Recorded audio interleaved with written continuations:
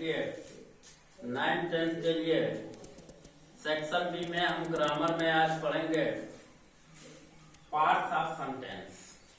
इससे पहले आपके मन में इस तरह की जिज्ञासा होगी कि सेंटेंस है क्या, पहले इसको हम एक बार फिर आपको जानकारी दे दें। A group of word which makes a complete sense is called sentence. शब्दों का ऐसा सार्थक समूह जो पूर्ण भाव प्रकट करे उसे सेंटेंस कहा जाता है। इसके दो भाग होते हैं। पहला होता है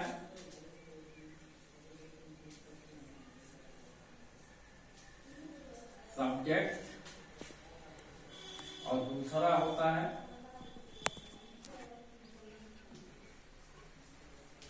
प्रेडिकेट।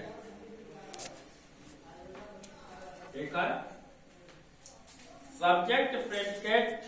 सब्जेक्ट को आप कर्ता के नाम से जानते हैं और प्रेडिकेट को विधेय के नाम से जानते हैं। यह क्या है? कर्ता है और यह क्या है?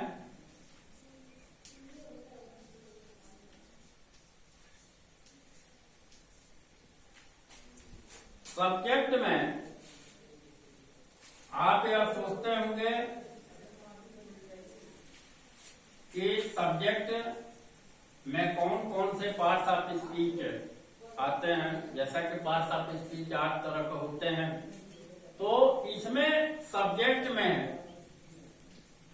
नाउन, प्रोनाउन हो सकते हैं। अब नाउन की जब चर्चा करते हैं तो नाउन के विषय में आप जान लें, noun is the name of the person, place और thing. A particular name is called noun. कोई भी नाम संज्ञा कहा जाता है, उसी को पार्ट्स ऑफ सेंटेंस में हम सब्जेक्ट के रूप में इस्तेमाल करते हैं। यह प्रॉपर नाउन भी हो सकता है, कॉमन नाउन भी हो सकता है, कलेक्टिव नाउन भी हो सकता है, मटेरियल नाउन भी हो सकता है, एब्स्ट्रैक्ट नाउन भी हो सकता है। और उसके अंतर्गत आप यह भी जानिए कि अनकाउंटेबल, काउंटेबल भी हो सकता है। प्रोनाउन, जिसे सर्वनाम के नाम से हम लोग जानते हैं, संज्ञा के स्थान पे इसका उपयोग किया जाता है। प्रोनाउन में 9 तरह के प्रोनाउन विशेषकर पढ़ाए जाते हैं, जिसमें जो प्रोनाउन के भाग होते हैं उसमें पर्सन के अनुसार या फर्स्ट पर्सन, सेकंड और थर्ड पर्सन के रूप में इसमें प्रयुक्त किया जा सकता है। जैसे फर्स्ट पर्सन में यहां लिख लीजिएगा पर्सन, फर्स्ट पर्सन आई, माई आदि हो सकता है। सेकंड में यू और योर, यू एंड योर हो सकता है। और थर्ड में ही, सी, दे आदि प्रयुक्त किए जाते हैं।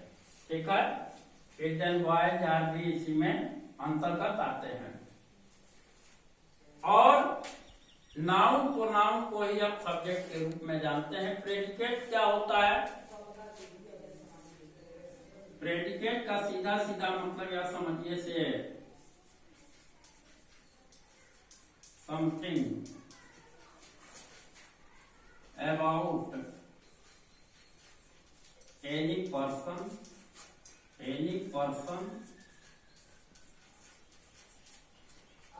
प्लेस और थिंग।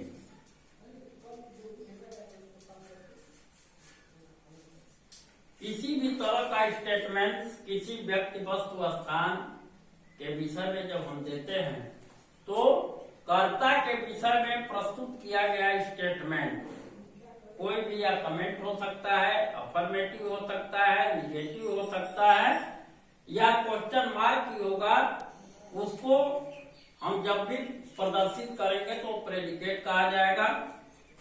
कर्ता नाउन प्रोनाउन के रूप में जाएंगे और प्रेडिकेट को आप सीधा सीधा यह समझिए कि कर्ता के विषय में जो बातें कही जाती हैं वो प्रेडिकेट के अंतर्गत आता है।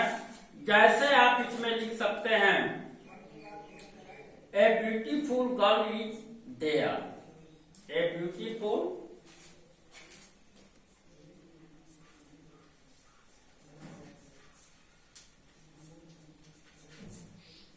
Girl is there. ठीक है, इसमें ए ब्यूटीफुल गर्ल, गर्ल क्या है इसमें? गर्ल इसमें सब्जेक्ट है और इज देयर इसमें इसका विधेय है। साथ में ए डिटर्मिनेंट के रूप में इस पर बाद में चर्चा की जाएगी हेडवर्ड के विषय में, ऑब्जेक्टिव फ्रेज के विषय में, एडजेक्टिव फ्रेज जो होता है उसके विषय में, और साथ में प्रेडिकेट के भाग और सब्जेक्ट के भाग के विषय में हम चर्चा करेंगे। इसमें ए जो डिटर्मिनर हम उपयोग करते हैं, ए को साधारण तौर पे हम a beautiful girl is there, जैसा कि आप देख रहे हैं इसमें गर्ल क्या है? कर्ता है। इज देयर इसमें क्या है? प्रेडिकेट के रूप में उपयोग किया गया है। इसमें ए जो है डिटर्मिनर के रूप में वो क्या है? आर्टिकल है। आर्टिकल के विषय में आप लोग पूर्वत जो है विगत वर्षों में नीचे के क्लास में पढ़ चुके हैं। अक्षर पद के रूप में इसका उपयोग किया जाता है। ए एंड डी ये 3 आर्टिकल होते हैं। ब्यूटीफुल इसमें एक तरह से विशेषण का काम करता है, गर्ल करता है। इज देयर एक सुंदर लड़की है और कहाँ है? वहां है, यह प्रदर्शित करता है। अब आपको इसमें करना क्या है बच्चों? मैं 5 वर्ड बोलता हूं, उसको आप लिखिए और उसमें सब्जेक्ट प्रेडिकेट केवल आपको चयन करना है। ठीक है, जैसे ए टॉल बॉय रम्स, ये आपके पुस्तक से ही दिया जा रहा है। A kind man wept the old man died, a strong wrestler was defeated. Page number 118 से आप जो एक्सरसाइज दिया उसमें केवल सब्जेक्ट और प्रेडिकेट को चूज करेंगे और सबमिट करने का प्रयास करेंगे। जब तक सबमिट नहीं करेंगे तब तक इस क्लास की कोई सार्थकता नहीं है।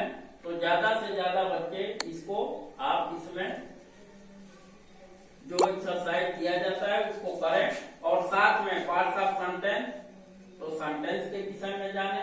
सब्जेक्ट कर्ता नाउन प्रोनाउन हो सकता है और इसमें proper noun, common noun, collective noun, material noun, abstract noun, और साथ में अभी जानिए कि जब जेंडर में आप जाएंगे तो यह मेल या फीमेल हो सकता है, कॉमन जेंडर हो सकता है, न्यूट्रल जेंडर भी हो सकता है, और इसी तरह प्रोनाउन में जब जाएंगे तो रिफ्लेक्सिव प्रोनाउन हो, डेमोन्स्ट्रेटिव प्रोनाउन हो।